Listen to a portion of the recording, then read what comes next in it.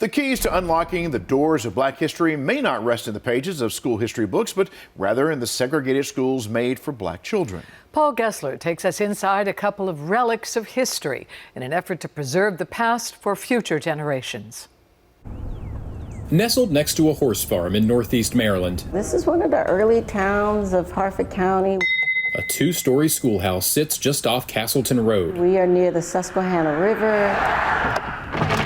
Inside, a time capsule. You come in here, you're transformed back in time. Back to the 1860s, back to Reconstruction. It's still standing, still strong. Hosanna School was built as a Freedmen's Bureau schoolhouse, the first of 4 in Harford County. Parents would attend school with the students, and perhaps grandparents who attended school with their children. Imagine going to school with your mom and dad. We wouldn't think of that today. Education once denied. So you step in here, you step back in time. Now within reach. You cannot tell American history without all these nuances. Photos of its final teachers are featured at the front of the class. I mean, they were way more than just teachers.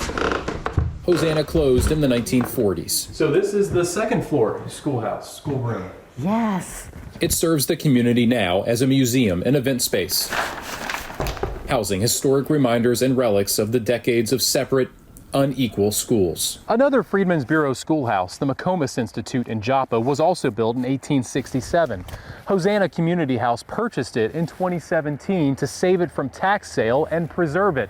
And similar efforts are underway at other African-American schoolhouses across the state. I remember this room being the first grade when I started out in school. Charles Givens recalls when he was 6 years old. It was 1951 at Elkton Colored School. The teacher's desk was basically in the middle of this room. Givens is now an Elkton Town Commissioner and part of the years-long effort to turn his old segregated schoolhouse from eyesore to attraction. That's what we hope this school, this museum, the cultural center becomes, a tourist attraction. Just because it looks broke today doesn't mean that it will stay broke. Cecil County sold the property to the town in 2020 for a hefty sum. For $1.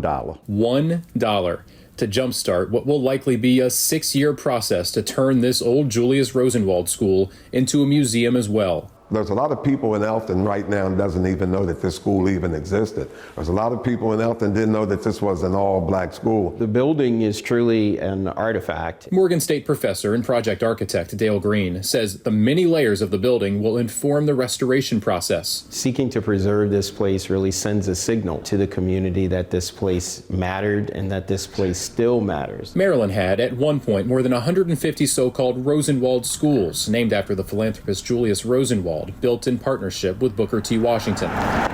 There were more than 5,000 throughout the American South during the Jim Crow era. Many schools were shuttered or demolished after the Brown v. Board of Education Supreme Court ruling in 1954. This was a forgotten school. It was a forgotten project. Forgotten no longer. This school initially started with 560 square feet of space. The now 15,000 square foot facility will soon shine light on a once dark time.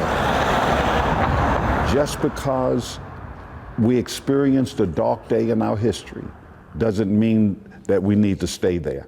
And so it's important that we share that history. Green says once complete, visitors will hear from those who attended Elkton Colored School.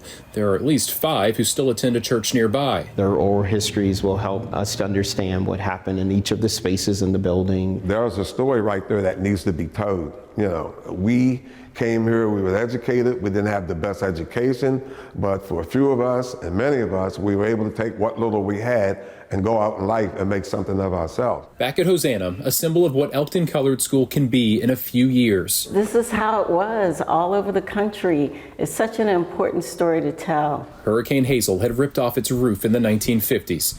It took decades to revive this remnant of a racist past. Make sure you bring your children so they can learn this history. It's so important for the understanding of American history and who we are today.